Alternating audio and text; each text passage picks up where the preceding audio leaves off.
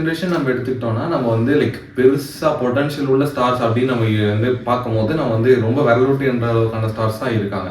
அதுலயும் தியேட்டருக்கு ஆடியன்ஸை புல் பண்ணணும், அது ஓப்பனிங்லேயே ஒரு அளவுக்கான மார்க்கெட் வந்து ஷேர் இருக்கிற மாதிரியான ஆக்டர்ஸ் நம்ம பார்க்கும்போது அது வந்து டாப் 3 அப்படின்னு நம்ம எடுத்துக்கிட்டோம்னா ஒன்று வந்து கவின், இன்னொன்று மணிகண்டன், இன்னொன்று வந்து அசோக் செல்வன் தான் நம்ம வந்து சொல்ல முடியும். ஸோ இவங்க 3 பேர்லையுமே நம்ம வந்து ரொம்ப ப்ராமிசிங்காக இவர் படம் நடிச்சா நம்ம வந்து நம்பி போய் பார்க்கலாம் அப்படிங்கிற மாதிரியான ஆர்டிஸ்ட்னு நம்ம சொல்லும் போது மணிகண்டன் நம்மளுக்கு தான் சொல்ல முடியுது. ஏன்னா இப்போ நம்ம கவின் எடுத்துக்கிட்டா கூட கவினுக்கு வந்து தேட்டருக்கு புல் பண்ணுறதுக்கான பவர் இருந்தாலும் அவரோட இப்போ வர அந்த டாடாக்கு அப்புறம் அந்த 2 படமும் பெருசாக போகல. இன்னொரு பக்கம் அசோக் செல்வன் எடுக்கும்போது ஆன் அண்ட் ஆஃப் ஒரு படம் சம பயங்கரமா ஓடுது, இன்னொரு படம் சுத்தமா ஓட மாட்டேங்குது, ஒரு படம் வந்ததே தெரியல போயிடுது. ஸோ அந்த மாதிரி தான் இருக்கு. எனக்கு இந்த 3 பேர்னு எடுத்துக்கிட்டா நான் வந்து டாடா டைம்ல நான் கேட்டிருந்தேன், அப்போ வந்து மணிகண்டனுக்கு பெருசா படம் இல்லை. ஸோ எனக்கு வந்து கவின் தான் பிடிச்சிருக்கும். இப்போ டாடாக்கு அப்புறம் இப்போ நம்ம கேட்கும் போது எனக்கு வந்து மணிகண்டன் தான் ரொம்ப பிடிச்சிருக்கு. எனக்கு வந்து நான் வந்து யூடியூப்ல வந்து படம் பார்க்க முடியும், யூடியூப்ல ஃபுல் படம் பார்க்க முடியும்னு எனக்கு தெரிஞ்சது. அப்படி நான் பார்த்த ஃபர்ஸ்ட் படம் வந்து நிறைய எழுதும் சுரேஷ் சரித்திரம் தான். அப்போ எனக்கு மணிகண்டன் யாருன்னு தெரியாது. ஆனால் எனக்கு அந்த ஃபுல் அந்த படம் பார்த்தா ஒரு திருப்தியாக இருக்குன்னு சொல்லுவாங்க தெரியுமா, அந்த மாதிரி இருந்துச்சு. ஏன்னா படத்தில் பெருசாக கேமரா எதுவும் யூஸ் பண்ணல, எடிட்டிங் பெருசாக ஸ்கில்ஸ் யூஸ் பண்ணல. இப்போ நமக்கே தெரியும் லைட்டிங் வைக்காமல் எடுத்த படம் அப்படின்னா நிறைய அந்த படத்தில் ஒரு இடத்துல கூட லைட்டிங் யூஸ் பண்ணியிருக்க மாட்டாங்க. ஏதோ நார்மலாக ஃபோனில் எடுத்த ஃபுட்டேஜ் மாதிரி தான் இருக்கும். ஆனால் படம் சூப்பராக இருக்கும். இப்போ ஒரு ஃபுல் படம் இப்போ வாரணமாயருக்காக சூர்யா ஒர்க் பண்ணியிருக்காரு, சின்ன வயசுலேருந்து டிரான்சிஷன் காட்டியிருக்காருன்னு சொல்லுவாங்க, அப்படி காட்டியிருப்பாரு மணிகண்டன். ஏன்னா இப்போ ஃபர்ஸ்டில் ஃபுல்லாக தாடியும் முடியும் நமக்கே அவரை பார்த்தா பிச்சைக்காரமாக தான் இருக்கும்.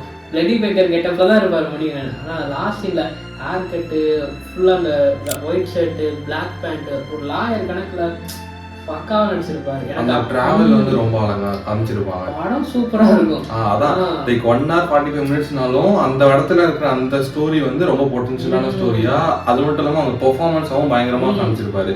ஸோ அங்க யாருனே தெரியாத மணிகண்டன் அங்க இருந்து இன்னைக்கு குடும்பஸ்தன்ல வந்து ஒரு பயங்கர ஸ்டாரா இருக்காருன்னா அதுக்கு அப்பையிலேருந்து அதுலேருந்து அவர் பண்ண ஃபிலிமோகிராஃபி ரொம்ப இம்பார்ட்டன்டான காரியம்.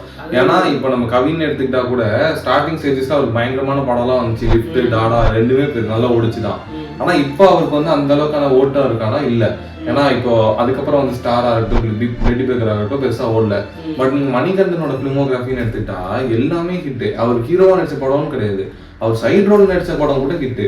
காக்கா போல ஆரம்பிச்சு இப்போ இருக்கிற குடும்பஸ்தான் வரைக்குமே எல்லாமே பயங்கரமான ஹிட்டு தான்.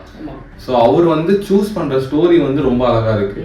நிறைய பேருக்கு ஜெய்பீம்ல இருந்தா மணிகண்டனை தெரியும். பட் ஆனா அவர் அதுக்கு முன்னாடி நிறைய கேரக்டர் ரோல்ஸ் பண்ணியிருக்காரு, நிறைய இடத்துல ஸ்கிரிப்ட் ரைட்டரா ஒர்க் பண்ணியிருக்காரு, டப்பிங் கொடுத்திருக்காரு, மிமிக்ரி ஆர்டிஸ்டா நிறைய இடத்துல பெர்ஃபார்ம் பண்ணியிருக்காரு.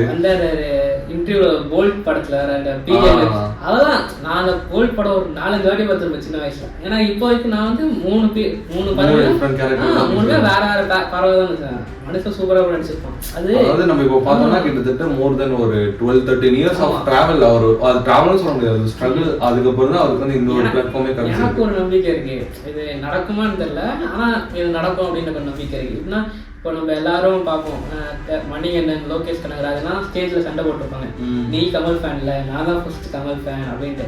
அந்த மாதிரி ஒரு காலத்துல ஃபியூச்சர்ல மணிகண்டனுக்காக சண்டை போட்டுப்பாங்க எல்லாரும். பொட்டன்ஷியலா அவருக்கு இருக்கு. இப்போ நம்ம பார்த்துட்டோம்னா இப்போ நெக்ஸ்ட் டோர் பாய் அப்படின்னு நம்ம சொல்லும் போது அந்த மாதிரியான ஆக்டர்ஸ்லாம் வந்து நம்ம ஊர்ல ரொம்ப கம்மி தான். இப்போ அந்த ஸ்டேஜ்ல ரொம்ப அதிகமா நிறைய பேரால ரசிக்கப்பட்டு கொண்டாடப்பட்டதுன்னா விஜய் சார் மட்டும் தான். ஸோ அவருக்கு அப்புறம் அந்த மாதிரியான ஒரு பிளாட்ஃபார்ம் வந்து காலியா இருக்கு. அந்த இடத்த வந்து ப்ராப்பரா போய் அக்வயர் பண்ண ஒரு ஆள் யாருன்னா அந்த பொட்டன்ஷியல் இருக்க ஒரே ஆள் வந்து எனக்கு தெரிஞ்சு மணிகண்டன் தான். ஏன்னா அவரோட அப்பியரன்ஸா இருக்கட்டும், அவர் பேசுற விதமா இருக்கட்டும், அவரோட அந்த கேரக்டரிஸ்டிக்ஸ் எல்லாமே நம்ம வந்து டே டு டே லைஃப்ல பாக்குற மாதிரியோ ரொம்ப ஹம்பிளா ரொம்ப டவுன் டு எர்த்தா.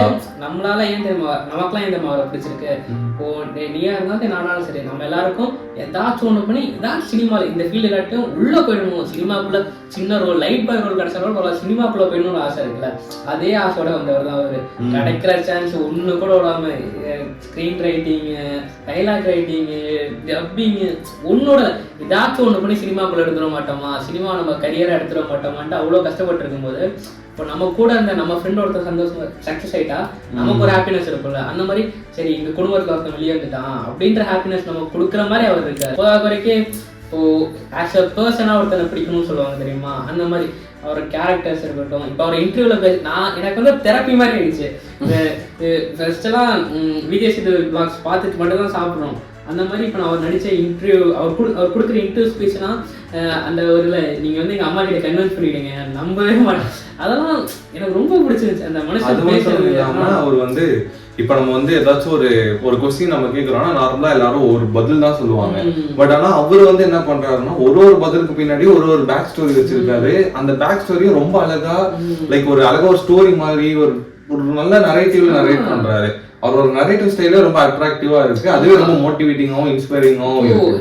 நம்ம வந்து ஒரு பெரிய ஸ்டார் வந்ததுக்கு அப்புறம் அந்த ஸ்டாரோட லைஃப் ஸ்டோரி படமா வந்தா நல்லா இருக்கும் அப்படின்னு ஆசைப்படுவேன். இவர் இப்பதான் வளர்ந்து வந்தார். ஆனா எனக்கு இப்ப ஆசையா இருக்கு இவர் லைஃப் ஸ்டோரியை படமா எடுக்கணும். அந்த படத்துல இவர் பட்ட கஷ்டம் இன்டர்வியூலே மனுஷன் எப்படி பேசுறான், படத்துல ட்விஸ்டுக்கா குறைச்சலா இருக்கும், சீனுக்கு சீன் ட்விஸ்ட் இருக்கும். ஆனா மணியன் வந்து என்ன சொல்ற ஒரு நல்ல ஹியூமன் பீயிங் எனக்கு ரொம்ப பிடிக்கும் மணியன்.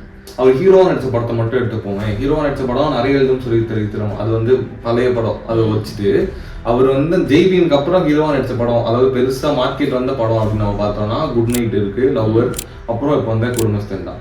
ஸோ இந்த 3 படத்துலையுமே அவரோட அந்த ஹீரோய்க்கான அந்த அவரோட ரோல் அவரோட டிராவல் எப்படி இருக்கும்னா நம்மளுக்கு தெரிஞ்சவங்க, நம்ம கூட இருக்கிறவங்க, ஏன் நம்மளோட அப்பா, நம்மளோட அம்மா, அந்த மாதிரியான எல்லாராலையும் கனெக்ட் பண்ணிக்கிற முடிய ஒரு ஃபேமிலியா போய் கனெக்ட் பண்ணி ஃபேமிலியா போய் பார்த்து என்ஜாய் பண்ற மாதிரியான ஒரு ரோல், அந்த மாதிரியான படத்தை தான் அவர் எடுக்கிறாரு.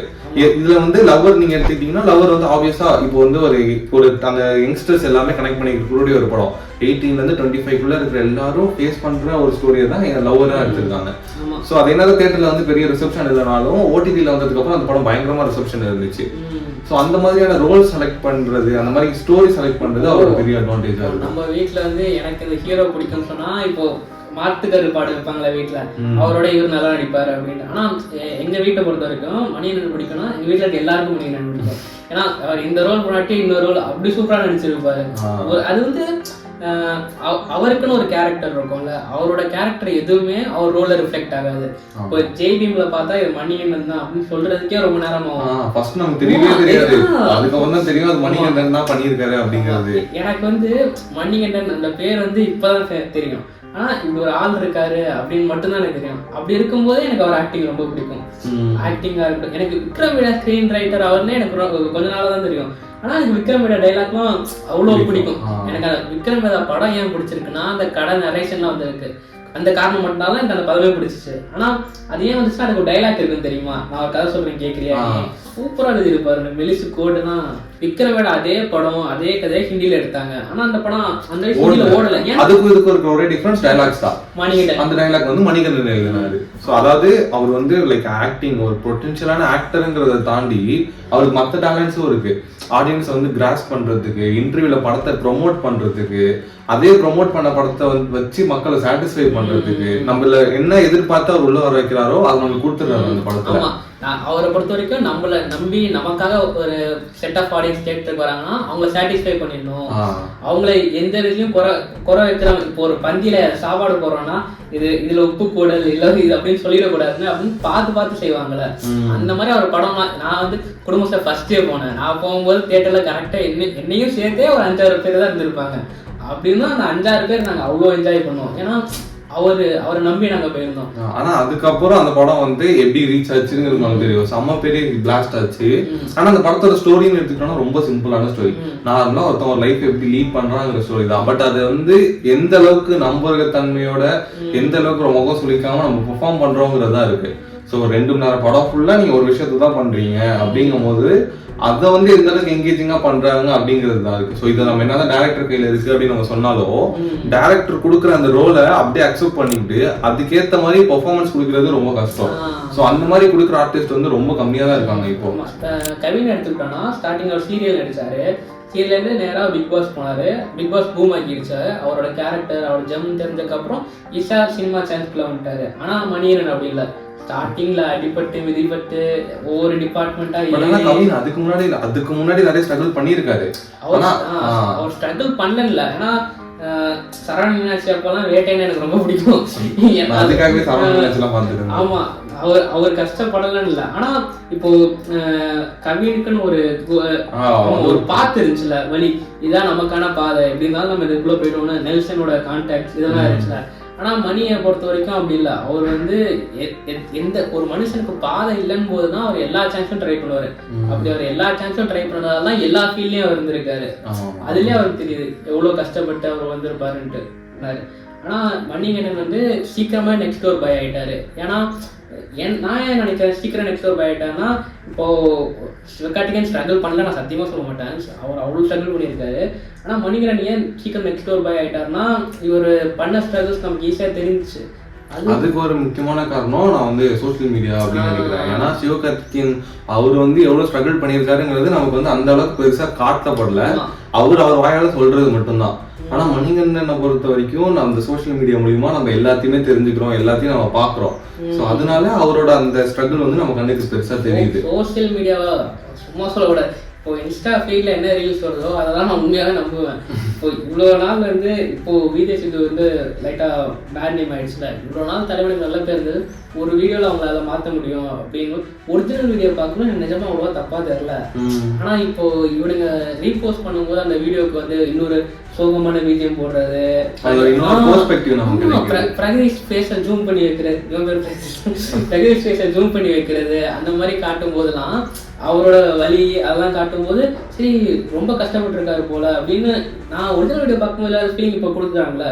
அதே மாதிரி மணிகண்டனுக்கு வந்து நிறைய பேசுற அந்த இன்டர்வியூல இருக்கிற அந்த கிளிப்ஸ் எல்லாம் கட் பண்ணி போட்டு அதை நம்ம மனசுல ரொம்ப ஆழமா பதிய வச்சு அவருக்கான பிஆர் ஒர்க்கு அந்த நிறைய இன்ஸ்டாகிராம் இன்ஃப்ளூயன்சர்ஸ் எல்லாமே பண்ணி இன்னைக்கு வந்து லைக் அவருமே ஒரு இப்ப நம்ம சோசியல் மீடியா ஓபன் பண்ணா அவரோட படம் வருதுன்னா 10ல் 4-5 ஃபீட் வந்து மணிகண்டன் தான் இருக்காரு. சோ அந்த அளவுக்கு அவர் வந்து ரொம்ப ஆதிக்கம் செலுத்துறாரு. அப்படிங்கும் போது எங்க அம்மாக்கு கவினை தெரியாது, அசோக் சிலோனா தெரியாது, ஆனா மணிகண்டன் தெரியும். ஏன்னா இந்த ஒரு ஸ்டேட்டஸ் எல்லாம் வைப்பாங்க தெரியுமா, மணிகண்டன் பேசுறதெல்லாம் ஸ்பீச்சை கட் பண்ணி வாழ்க்கைனா அப்படின்னு சொல்ற விஜயசில சொல்றேன். அவர் என்ன பேசினாலும் அது லைஃப் ரிலேட்டடா ஒரு பிஜிஎம் போட்டு வச்சிருந்தனால அவர் பட்ட ஸ்ட்ரகிள்ஸ் எல்லாம் அவர் பட்ட ஸ்ட்ரகிள்ஸ் எதுவுமே நாங்க குறை சொல்லல. ஆனா அதெல்லாம் ரைட் வேயா வந்திருக்கு பாத்தியா. அதான் அது வந்து இருக்கு. சோ எதுவுமே வந்து ஓகே அது ரொம்ப பெயினா ஓகே அவர் இவ்வளவு கஷ்டப்பட்டிருக்காரு அப்படிங்கிறது நமக்கு தெரியல. நம்மள மாதிரியே அவரு கஷ்டப்பட்டிருக்காரு, அவரே மேல வந்துட்டாரு, நம்மளும் ஈஸியா அவர் மாதிரி மேல வந்துடலாம் அப்படிங்கிற அந்த ஒரு மோட்டிவேஷனும் அந்த ஒரு இன்ஸ்பிரேஷனும் கொடுக்குற மாதிரி அந்த ஸ்டோரி வந்து அவர் பிரசன்ட் பண்றாரு. ஒரு புதுசா ஒரு பாதை தேட வேண்டாம், நமக்கு பாதை கொடுத்துட்டு போயிருக்காரு, அதை நான் வந்து குடிச்சு போனா நம்ம வந்து போயிடலாம் அப்படிங்கிற மாதிரியான அந்த ஒரு இதை கொடுக்கறது அவரோட அட்வான்டேஜ். ரீசெண்ட் டேஸ்ல எவ்வளவு பேர் விஸ்காம் எடுக்க போயிருக்காங்க, எல்லாருமே இன்ஜினியர்ஸ்க்கு மாறிட்டாங்க, சினிமாக்காரன்ற இதை விட்டுட்டு. ஆனா இது 1-2 பேர் இந்த மாதிரி நமக்குள்ள இருந்து வந்து ஜெயிச்சாதான் நமக்கு அந்த நம்பிக்கை வரும், அடுத்து நம்மளால வர முடியும்ட்டு. ஆனா இப்போ வந்து ஒருத்தர் வந்து ரொம்ப பெரிய ஸ்டாரா இப்ப அந்த மாதிரியான ஒரு பெரிய பொசிஷனுக்கு போகணும்னா அதுக்கு அவருடைய கேரக்டர்ஸ் மட்டுமே போதாது. அந்த மாதிரி கேரக்டர்ஸ் வச்சு அந்த பெரிய இடத்துக்கு வரணும்னா நிறைய பேர் வந்திருப்பாங்க இப்ப இருக்கும்போது. அது இல்லாம அவங்களுக்கு வந்து அந்த ஆக்டிங், மெயினா ஆக்டிங்கிற அந்த டேலண்ட் இருக்கணும். அந்த ஆக்டிங்கை பத்தி நம்ம பார்த்தோம்னா ஒரு படத்துலயும் அந்த கேரக்டருக்கு ஏற்ற மாதிரியான வேரியேஷன்ஸ் தெரியும். ஒரு படத்துலயும் அந்த கேரக்டருக்கான அந்த ஒரு டெஃபினிஷன் இருக்கும். இந்த வெர்சட்டாலிட்டின்னு வாங்க தெரியுமா. இவரு இப்போ வந்து கவினுக்கு வந்து ஏன் பிரெடி பர்கர் ஒர்க்காலன்னு நான் நினைக்கிறேன்னா, அவர் வந்து ஒரு லவ்வர் பாய். இப்போ கவின் வந்து ஸ்டார்ல பார்த்தா அவ்வளவு சாமிங்கா இருப்பாரு. அடுத்த படம் பேரு கூட கிஸ் தானே. அந்த மாதிரி ஒரு லவ் அந்த அளவு சாமிங்னஸ் இருக்க கையால அந்த பிரெடி பர்கர் அந்த பர்கர் ரேஞ்சுக்கு காமெடினஸும் எடுத்து பண்ண முடியல. மணிகண்டனோட கேரக்டர் எதுவுமே அந்த சினிமால தெரியாம அந்த கேரக்டராவே மனுஷன் முழுசா மாறி இருக்கு. பேசிக்கா அவன் என்ன சொல்ல வரானா, அவன் வந்து கம்பேர் பண்ணல கவினையும் மணிகண்டனும். அவன் சொல்ல வர்றது வந்து இப்போ கவின் படம் பிளடி பர்கர் பார்க்கும்போது அதை நடிக்கிறது கவின்னு நமக்கு தெரியுது. பட் இதுவே நம்ம வந்து மணிகண்டன் மாதிரியான ஆள் பர்ஃபார்ம் பண்ணியிருந்தா அது மணின்னு தெரிஞ்சிருக்காது, அந்த கேரக்டர் நம்ம பார்த்துருப்போம் அப்படிங்கறதான் சொல்ல வரான். இன்னொன்று வந்து இப்போ மணிகண்டன் ஒரு கேரக்டர் எடுக்கிறான்னா இப்போ அந்த கேரக்டருக்குன்னு ஒரு ஸ்லாங் இருக்கும் தெரியுமா, ஸ்லாங் அப்படியே எடுத்துருவாரு. ஃபுல்லா அந்த ஸ்லாங் ஃப்ளூயன்ட் பண்ணதுனால அவருக்கு அது ரொம்ப ஈஸியா ஃப்ளூயன்ட்டா வருது. அந்த வேர்ட்ஸே இப்போ இந்த கேரக்டர் பேசின set of words dialogue use பண்ணிருப்பார்ல, அதே இன்னொரு கேரக்டர் பேசினா அந்த வேர்ட்ஸ் யூஸ் பண்ணிருக்க மாட்டாரு. அது வந்து நமக்கு எப்படி இருக்குன்னா ஈஸியா கனெக்ட் பண்ண வைக்குது. இந்த 2 hours குள்ள போயிட்டோம்னா நம்ம கணக்கு அவர் மணிகண்டன் தெரிய மாட்டாரு. அந்த கேரக்டர் ஒன் நைட்ல ஒரு ரோல், அதுவே நம்ம லவ்வர்னு எடுத்துக்கிட்டோம்னா லவ்வர்ல வந்து ஒரு பெரிய லவ்வர் பாய் மாதிரியான ஒரு ரொம்ப டாக்ஸிக்கான ஒரு பாய் ஃப்ரெண்ட் ரோல். நெக்ஸ்ட் அப்படியே கட் பண்ணி குடும்பஸ்தானம் வந்து ஒரு பக்கா ஃபேமிலி மேன் ரோல். அவர் பார்க்க ஒரு ஃபேமிலி மேன் மாதிரி ஃபீல் பண்ணுவாரு. எனக்கு குட் நைட் பார்க்கும்போது ரொம்ப பிடிச்சிருந்துச்சு மணியம். நீ வந்து பிடிச்சிருச்சுன்னு தாண்டி நெக்ஸ்ட் டோர் பாய் நிஜமா நெக்ஸ்ட் டோர் பாய் மாதிரி, ஏன்னா எங்க வீட்டு பக்கத்துலலாம் அப்படிதான் இருக்கும், அந்த மாதிரி தான் இருப்பாரு அப்படின்னு நம்பிக்கை வச்சுட்டு. ஆனா லவ்வர்ல பார்க்கும்போது என்னது இவ்வளவு டாக்ஸிக்னஸ், அந்த வேர்ட்ஸ் யூசேஜ் இருக்கு தெரியுமா. அது இப்போ குட் நைட்ல வந்து பொலைட்டா அந்த பொண்ணுகிட்ட பன் பட்டர் ஜாம் வேணுமா அப்படின்னு கேட்கறதா இருக்கும். இதோ அந்த லவ்வர்ல வந்து கோவத்தை எக்ஸ்பிரஸ் பண்றதா இருக்கட்டும், அவங்க அப்பா கூட சண்டை போடுற சீனு, அதெல்லாம் அதே மாதிரி கிளைமேக்ஸ்ல வேற ஒரு சேஞ்ச் கொடுத்தது. அது இன்னொன்னு வந்து அதே மாதிரி குடும்பஸ்தன்லயும் இருக்கும். குடும்பஸ்தன்ல ஃபர்ஸ்ட் ஃபுல்லா காமெடியா ரொம்ப ஜோயலா போயிட்டு இந்த ப்ரீ கிளைமேக்ஸ்ல வர அந்த 5 மினிட்ஸ் மட்டும் செம்ம சீரியஸான போர்ஷன், செம்ம சீன். அது சூப்பரா இந்த மனுஷன்னா இந்த காசு அப்படிங்கிற அந்த ஒரு சீன் வந்து ரொம்ப பயங்கரமா பெர்ஃபார்ம் பண்ணியிருப்பாரு. ஸோ அந்த மாதிரி ஒரு சீன்ல வந்து மொத்தமா பிடிச்சி உள்ள போட்டு ஃபுல்லா கிராஸ் பண்ற அந்த பவர் வந்து ரொம்ப முக்கியம். ஸோ அது வந்து அவருக்கு ரொம்ப நல்லாவே இருக்கு. அது அவருக்கு ரொம்ப ஈஸியாகவும் வருது பெர்ஃபார்ம் பண்ணும்போது. சூப்பரா இருக்கும். ஸோ இதெல்லாம் தான் எங்களுக்கு வந்து மணிகண்டன் வந்து ரொம்ப ப்ராமிசிங்கான ஸ்டாராக இருப்பாரோ அப்படிங்கிறது வந்து எங்களுக்கு தோணுச்சு. ஸோ இது இல்லாமல் வேறு ஏதாச்சும் பாயிண்ட்ஸ் உங்களுக்கு தோணுச்சுன்னா, இல்லை வேறு ஏதாச்சும் பாயிண்ட்ஸ் உங்களுக்கு இருந்துச்சுன்னா கமெண்ட் செக்ஷனில் மறக்காம அதை மென்ஷன் பண்ணுங்க. ஸோ கண்டிப்பாக நாங்களும் அதை பார்த்துருவோம். பார்த்துட்டு ரிப்ளை பண்ணுறோம்.